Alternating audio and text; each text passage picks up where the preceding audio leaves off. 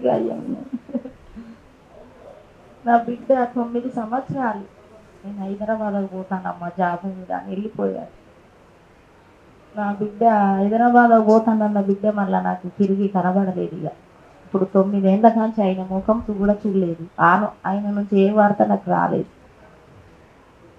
మొన్న టీవీలలో, ఈ సెల్లులల్లో, పేపర్లల్లో చూసి మా భర్త, మా తమ్ముడు, మా బంధువులంతా 6 కారు కిరాయి తీసుకొని, ఆంబులెన్స్ కిరాయి తీసుకొని వెళ్ళిపోయినా మా భర్తకు కొడుకు ముఖం కూడా చూపెట్టలేదని, నీ ఆధార్ కార్డు ఇవి అని తీసుకొని ఈయనతోటి సంతకం తీసుకొని అన్ని రోజు రాసుకుంటా రేపిస్తాము అని 5 రోజులు జరుపుకుంటూ వచ్చింది.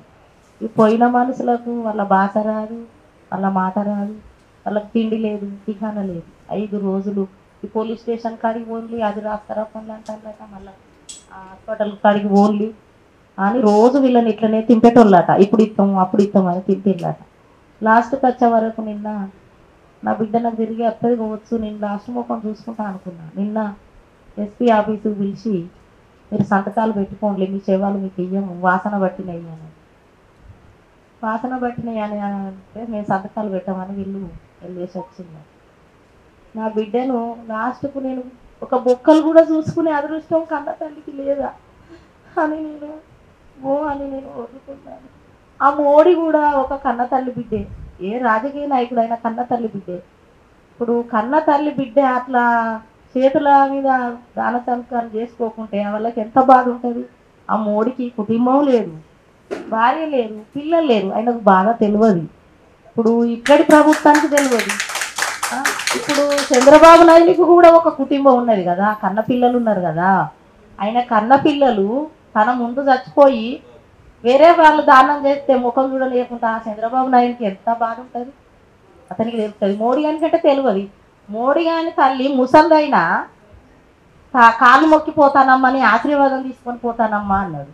అట్లాంటి తల్లులు అందరికీ కాదా? ఆ మోడీకి కనబడతలేదా? మోడీ ఎట్లా ఎందుకు మా మీద మా బిడ్డల మీద ఎందుకు అంత కక్ష కట్టిండు? వాళ్ళు చేసిన పాపం ఏంది, మేము చేసిన పాపం ఏంది? ఆ పిల్లలను ఎందుకు అట్లా ఆడ ఆపుదాల చేసి వాళ్ళకి ఇచ్చి హక్కు ఎవరు ఇచ్చిండ్రు? వాళ్ళు గాలబెట్టే హక్కు. ఇప్పుడు తల్లిదండ్రులకు కొరివి పెడతారని ఏ తల్లిదండ్రులు అయినా అనుకుంటారు. లేకుంటే తల్లుల ముందట పిల్లలు చచ్చిపోతే తల్లిదండ్రులు దానం చేసుకుంటారు. కానీ గవర్నమెంట్కి ఎక్కడిది హక్కు? తల్లిదండ్రులకు ఉండాలి హక్కు అని నేను కోరుకుంటున్నా. నా బిడ్డను నాకు ఇప్పుడు బొక్కలైనా నా ఒళ్ళకి చేస్తే నేను ఆ బొక్కలనైనా దానం చేసుకుంటా అందరిని కోరుకుంటున్నా. గవర్నమెంట్